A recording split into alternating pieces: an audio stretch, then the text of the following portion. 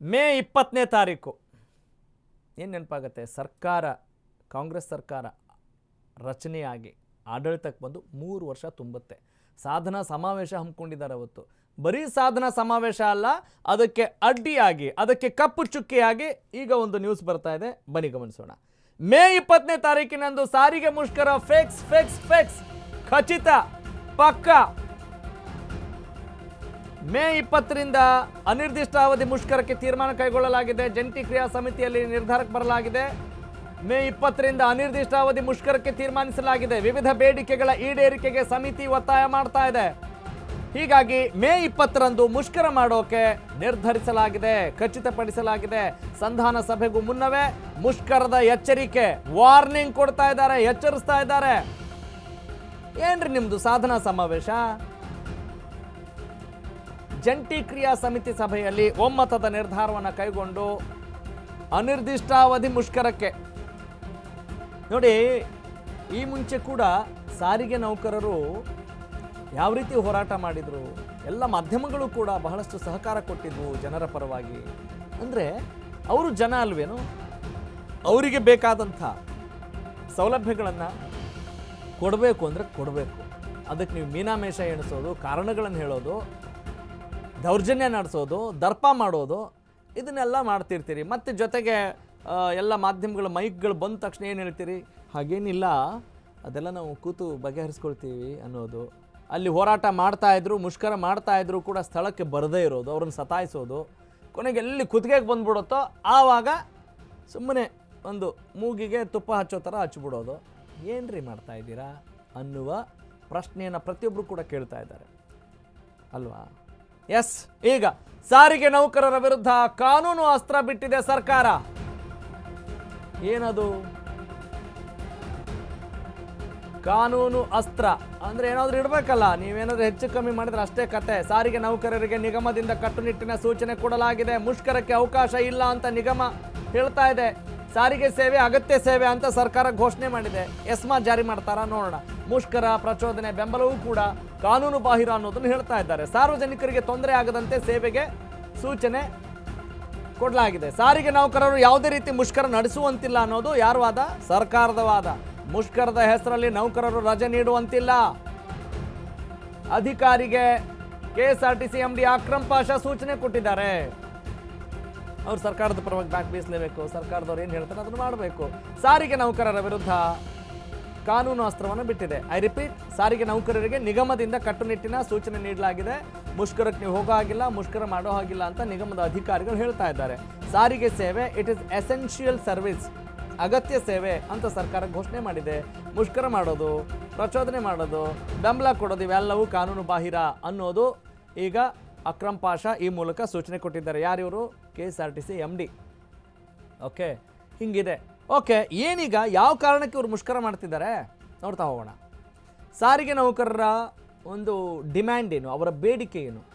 25% ವೇತನ ಏನಿದೆಯಲ್ಲ ಅದನ್ನು ಪರಿಷ್ಕರಿಸೋಕೆ ಜಂಟಿ ಕ್ರಿಯಾ ಸಮಿತಿ ಬೇಡಿಕೆ ನೀಡ್ತಾ ಇದೆ. 12.5% ವೇತನ ಪರಿಷ್ಕರಿಸಿ ಆದೇಶ ಹೊರಡಿಸಿತ್ತು ಸರ್ಕಾರ. ಯಾವಾಗಿದು? 1/1/2024ಕ್ಕೆ ಅನ್ವಯವಾಗುವಂತೆ ವೇತನ ಪರಿಷ್ಕರಿಸಲು ಪಟ್ಟು ಹಿಡಿದಿದ್ದಾರೆ. ಓಕೆ, ಆಮೇಲೆ 25% ವೇತನ ಪರಿಷ್ಕರಿಸೋದು ಇದೆಲ್ಲ ನಮಗೆ ಕಷ್ಟ ಇದೆ ಅಂತ ಹೇಳ್ತಿದ್ದಾರೆ. ಆದರೆ ಜಂಟಿ ಕ್ರಿಯಾ ಸಮಿತಿ ಬೇಡಿಕೆ ಇಡ್ತಾ ಇದೆ. 12.5% ವೇತನ ಪರಿಷ್ಕರಿಸಿ ಆದೇಶವನ್ನು ಸರ್ಕಾರ ಹೊರಡಿಸಿದೆ. ನಮಗೆ ಸಾಕಾಗಲ್ಲ ಅದು. 1/1/2024ಕ್ಕೆ ಅನ್ವಯವಾಗುವಂತೆ ವೇತನ ಪರಿಷ್ಕರಿಸಲು ಈಗ ಪಟ್ಟು ಹಿಡಿಯಲಾಗಿದೆ. ಏಪ್ರಿಲ್ 1ರಿಂದ ಅರಿಯರ್ಸ್ ಕೊಡೋಕ್ಕೆ ಸರ್ಕಾರದ ಸಮ್ಮತಿ ಕೊಡಲಾಗಿದೆ. ಯಾವಾಗ? 2025ರಿಂದ. ಹಿಂಬಾಕಿ ವೇತನವನ್ನು ಸರ್ಕಾರ ರಿಲೀಸ್ ಮಾಡಿದೆ. 4 ನಿಗಮ ಸೇರಿ 450 ಕೋಟಿಗೂ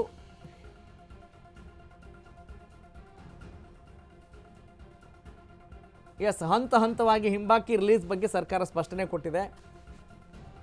ಮೇ 20ಕ್ಕೆ ಬಸ್ಗಳು ಬಂದಾಗ್ಬೋದು. ಅವತ್ತು ಯಾವುದೇ ಸಂಚಾರ ಇಲ್ಲ. 2025ರ ಏಪ್ರಿಲ್ 1ಕ್ಕೆ ಅನ್ವಯವಾಗುವಂತೆ ವೇತನ ಪರಿಷ್ಕರಣೆ, 1/1/2024ಕ್ಕೆ ಅನ್ವಯವಾಗುವಂತೆ ವೇತನ ಪರಿಷ್ಕರಿಸೋಕ್ಕಾಗಲ್ಲ. ಒಮ್ಮೆಲೆ 26 ತಿಂಗಳು ಹಿಂಬಾಕಿಯನ್ನು ಹಂತ ಹಂತವಾಗಿ ರಿಲೀಸ್ ಮಾಡ್ತೀವಿ ಅನ್ನೋದು ಈಗ ಸರ್ಕಾರ ಹೇಳ್ತಾ ಇರೋದು. ನೀವು ಹೇಳ್ದಂಗೆಲ್ಲ ಮಾಡೋಕ್ಕಾಗಲ್ಲ ಅನ್ನೋದು ಸರ್ಕಾರದ ವಾದ. ಈಗ S Lakshmi Bagalkot phone join ಆಗಿದ್ದಾರೆ. ಈ ಬಗ್ಗೆ ಮತ್ತಷ್ಟು ಮಾಹಿತಿ ನೀಡ್ತಾರೆ ನನ್ನ ಕಲೀಗ್, ನಮ್ಮ metro correspondent Lakshmi on phone. Lakshmi, May 20 ಸಾಧನಾ ಸಮಾವೇಶ ಒಂದು ಕಡೆ, ಅದೇನು ರೀ ಸಾಧನೆ ಮಾಡಿದ್ದೀರಾ ಅಂತ ಕೇಳೋಕ್ಕೆ ಈಗ ಸಾರಿಗೆ ಮುಷ್ಕರ. ಈಗ ಜಂಟಿ ಕ್ರಿಯಾ ಸಮಿತಿಯ ಈ ಬೇಡಿಕೆಗಳಿಗೆ ಕಂಪ್ಲೀಟಾಗಿ ಸ್ಪಂದಿಸೋಕೆ ಆಗಲ್ಲ ಅನ್ನೋದನ್ನು ಸರ್ಕಾರ ಇಂಡೈರೆಕ್ಟಾಗಿ ಹೇಳಿದೆ. ಏನು ಎಕ್ಸ್ಪೆಕ್ಟ್ ಮಾಡ್ಬೋದು ನಾವು ಮೇ 20ರಿಂದ? Could you go ahead? Yes, ಸದ್ಯದ ಬೆಳವಣಿಗೆಯನ್ನ ನಾವು ಗಮನಿಸ್ತಾ ಹೋದ್ರೆ ಸಾಕಷ್ಟು ವಿಚಾರಗಳು ಇಲ್ಲಿ ಕಂಡು ಬರ್ತಾ ಇರುವಂತದ್ದು. ಮೊದಲನೇದು, ಸಾರಿಗೆ ಇಲಾಖೆ ಮುಂದೆ ಸಾಕಷ್ಟು 2 ವರ್ಷಗಳಿಂದ ಸತತವಾದಂತಹ ಬೇಡಿಕೆಗಳನ್ನ ಸಾರಿಗೆ ನೌಕರರು ಜೊತೆಗೆ ಜಂಟಿ ಕ್ರಿಯಾ ಸಮಿತಿ ಮುಂದಿಡುವಂತ ಕೆಲಸವನ್ನ ಮಾಡಿತ್ತು. ಆದ್ರೆ ಸರ್ಕಾರ ಯಾವುದೇ ರೀತಿಯಾಗಿ ಈ ವಿಚಾರಕ್ಕೆ ಬಗ್ಗಿರ್ಲಿಲ್ಲ. ಆದ್ರೆ ಸದ್ಯಕ್ಕೆ ಮುಷ್ಕರ ಮಾಡೋದಕ್ಕೆ ಯಾವತ್ತು ಡೇಟ್ ಫಿಕ್ಸ್ ಮಾಡಿದ್ರು ಅವಾಗ ಸರ್ಕಾರ ಹಂತ ಹಂತವಾಗಿ ಅವರ ಬೇಡಿಕೆಗಳನ್ನ ಈಡೇರಿಸುವುದಕ್ಕೆ ಮುಂದಾಗ್ತಾ ಇದೆ. ಆದ್ರೆ ಸದ್ಯದ ಬೆಳವಣಿಗೆಗಳನ್ನ ನಾವು ಗಮನಿಸ್ತಾ ಹೋದ್ರೆ ಅವರ ಏನು 36 ತಿಂಗಳ ಹಿಂಬಾಕಿ ವೇತನವನ್ನ ಬೇಡಿಕೆಯನ್ನ ಇಟ್ಟಿದ್ರು. ಅದರಲ್ಲಿ 26 ತಿಂಗಳ ವೇತನವನ್ನ ಕೊಡ್ತೀವಿ ಅಂತ ಹೇಳಿದ್ರು. 12 ತಿಂಗಳ ಹಿಂಬಾಕಿ ವೇತನವನ್ನ ಕೈ ಬಿಡುವಂತ ನಿಟ್ಟಿನಲ್ಲಿ ಸರ್ಕಾರ ಹೇಳಿತ್ತು. ಅದಕ್ಕೂ ಸಹ ಒಪ್ಪದೆ, ಜೊತೆಗೆ ವೇತನ ಪರಿಷ್ಕರಣೆ ಅನ್ನುವಂಥದ್ದು ಏನಿದೆ, ಈಗ ಆಲ್ರೆಡಿ ರಿಟೈರ್ಡ್ ಆಗಿರುವಂತಹ ಸಾರಿಗೆ ನೌಕರರಿಗೂ ಸಹ ಇದು ಮಹತ್ತರವಾದಂತದ್ದು. ಸೊ ಅದನ್ನ ಹಿಂಬಾಕಿ ವೇತನವನ್ನ ಕೊಡುವುದಕ್ಕೆ ಸಾರಿಗೆ ನೌಕರರೇನು ಮುಂದಿಟ್ಟಿದ್ರು. ಅದನ್ನ ಸರ್ಕಾರ ಎಲ್ಲೋ ಒಂದು ಕಡೆಗೆ ಈಗ ಏನಂತಾರೆ ಕೆನ್ನೆ ಹಚ್ಚುವಂತಹ ಮಾತನ್ನ ಆ ರೀತಿಯಲ್ಲಿ ಹೇಳುವ ಮುಖಾಂತರವಾಗಿ ಅವರಿಗೆ ಬೆಣ್ಣೆ ಸವರುವಂತ ಕೆಲಸವನ್ನ ಮಾಡಿತ್ತು. ಆದ್ರೆ ಅದನ್ನ ಸ್ವೀಕಾರ ಮಾಡದೆ ಮತ್ತೆ ಸಾರಿಗೆ ನೌಕರರು ಕೋಪಗೊಂಡು ಪ್ರೊಟೆಸ್ಟ್ ಮಾಡುವುದಕ್ಕೆ, ಮುಷ್ಕರಕ್ಕೆ ಮತ್ತಷ್ಟು ತೀವ್ರತೆಯನ್ನ ಕಂಡು ಬರ್ತಾ ಇರುವಂತಹದ್ದು. ಸೊ ಇವರು ಇಟ್ಟಿರುವಂತಹ ಬೇಡಿಕೆ 25% ವೇತನವನ್ನ ಪರಿಷ್ಕರಣೆ ಮಾಡ್ಬೇಕು ಅಂತ ಕೇಳಿದ್ರು. ಆದ್ರೆ ಸಾರಿಗೆ ನೌಕರರಿಗೆ ಏನು ಸಾರಿಗೆ ಇಲಾಖೆ ಏನಿದೆ ಏಕಪಕ್ಷೀಯವಾಗಿ ನಿರ್ಧಾರವನ್ನ ಕೈಗೊಂಡು 12.5% ಅನ್ನ ಆದೇಶವನ್ನ ನೀಡಿ ಆದೇಶ ಹೊರಡಿಸಿರುವಂತದ್ದು. ಇದು ಮತ್ತಷ್ಟು ಜಂಟಿ ಕ್ರಿಯಾ ಸಮಿತಿಯ ಕೋಪಕ್ಕೆ ಕಾರಣವಾಗಿರುವಂತದ್ದು. ಅಂತಂದ್ರೆ ನಾವು ಈ ಸಾರಿಗೆ ಇಲಾಖೆಯಲ್ಲಿ ಯಾವುದೇ ಒಂದು ರೀತಿಯನ್ನ ನೋಡ್ತಾ ಹೋದಾಗ ಚರ್ಚೆನ ಮಾಡ್ಬೇಕಾಗತ್ತೆ. ನಾವು ಬೇಡಿಕೆ ಇಟ್ಟವರು ನಮಗೆ ತಿಳಿಸದೇನೆ ಏಕಪಕ್ಷೀಯವಾಗಿ ನೋಟಿಸ್ ಹೊರಡಿಸಿರುವುದನ್ನ, ಸೊ ಇದನ್ನ ಖಂಡಿಸಿ ಈಗ ಸದ್ಯಕ್ಕೆ ಹೋರಾಟವನ್ನ ಮಾಡ್ತಾ ಇರುವಂತದ್ದು.